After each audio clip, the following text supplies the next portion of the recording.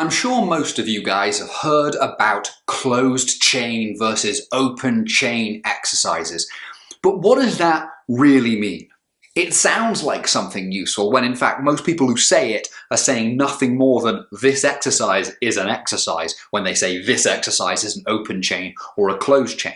So we're going to learn with the aid of Meccano, which is apt because the dude who came up with the terms closed chain, constrained closed chain, and open chain was an engineer. This is Mr. Franz Rouleau. This is the kinematics of machinery, and he was writing about this in the 1800s. This idea is not new, it is not unique to fitness, and fitness doesn't understand it. This, for example, is a constrained closed chain. It has 4 links, as you can see, and they're all in the same plane. It cannot spin, dance, prance, or fuck its way into any other position, the one that is right down the barrel of a lens right now. It's on the same plane as each other. There isn't something spinning off into the outside world. It is constrained, and it is closed. It is therefore a constrained closed chain. It has no link that is open to the world or isn't a part of its system, unlike this one, which isn't attached to anything. I can do stuff to this, and this guy, I mean, you can see gravity acting on it. This thing can do whatever it likes. Doesn't matter what's going on here. This needs its own particular stuff. Here's the part that really is important for us. In a constrained closed chain, I can create repeated, predictable movement of all of the joints by only affecting one. So I only need a motor at one of these joints, and I can create the same, precisely the same motion at the others. What happens then if I do it to this joint? It creates, ready, precisely the same movement. It does not matter which joint I create. What happens to the other joints is constrained, stuck within the plane, because, again, for those in the back, it is a constrained closed chain. And that means that I can move a whole bunch of stuff with motors only at one joint. So think about that in the human body. Motors are akin to muscles, or muscles are akin to motors.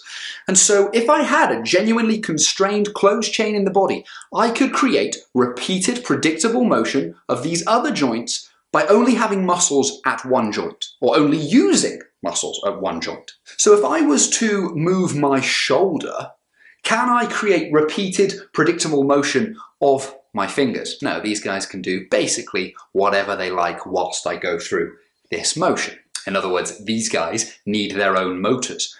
Moving this joint does not move this joint. So what if I get into a push-up? Imagine this is now a push-up, and this is a wrist, and this is a wrist, and that is a shoulder, and that is a shoulder. Using my face to touch these now.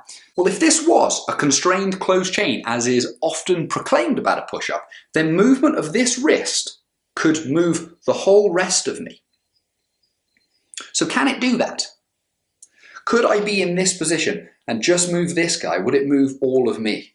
Because that's the point of a constrained closed chain. So I could create a small amount of motion here, but then I've got a big problem. I have elbows. This doesn't have elbows. See, now I have 6 joints, all with their own possible motors. So if you were to get into the top of a push-up, and then you're going to bend your elbow. Now your elbow actually needs to go out to the side so that it is in the same plane. If my elbow goes behind me, this would be where the elbow should be if it was in the plane.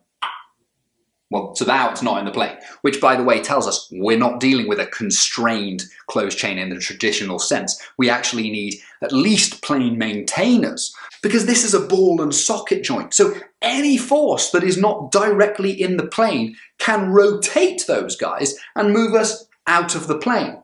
So we're back into the push-up. I've flared my elbows. I've got 6 joints now. If it's a constrained closed chain, then I should be able to make repeated, predictable movement, the same movement, just through using a motor at one joint. Let's say just using my right shoulder. So can I? What if I was to just do something with this? What would happen? If there were no motors, none whatsoever, so nothing is happening, nothing is maintaining these, I'm just going to fold up like a deck chair. I might have some structural integrity in this locked out position. That is true. These are locked on top of each other, and the ligaments and stuff might well be enough to hold them in place, provided they are bang in line. But the moment I go slightly outside of those positions, if I don't have motors holding that to stop the torque that is now being applied to them, it doesn't matter that I can put one motor into the wrist. There is a torque now being applied to the other bugger, and this guy isn't going to deal with him very well. And so I will fold like a deck chair. And if you're still not sure, this is a closed chain. It's all in the same plane as itself, but it has 5 links rather than 4. What happens if I move the same thing? I'm just going to put one motor in. Oh God. Fuck, I don't know what's happening. What if I move this one now? Yeah, nope. Okay, so stay. Why can't you go? No, you're not going to go that way, but you could go. Could you go that way? Yeah. Now, it is still constrained at least to the plane. It's not going to suddenly twist over in that direction or start twizzling. It's stuck within the plane that it is. But I need more than one motor. I can't just affect one joint and predict the motion from all of the others. I need more information, or I need another motor. If I move 2, then perhaps I can create some more predictable kind of things within this guy. But I'm not back in the realm of constrained closed chain, where I only need one motor to repeat predictable motion.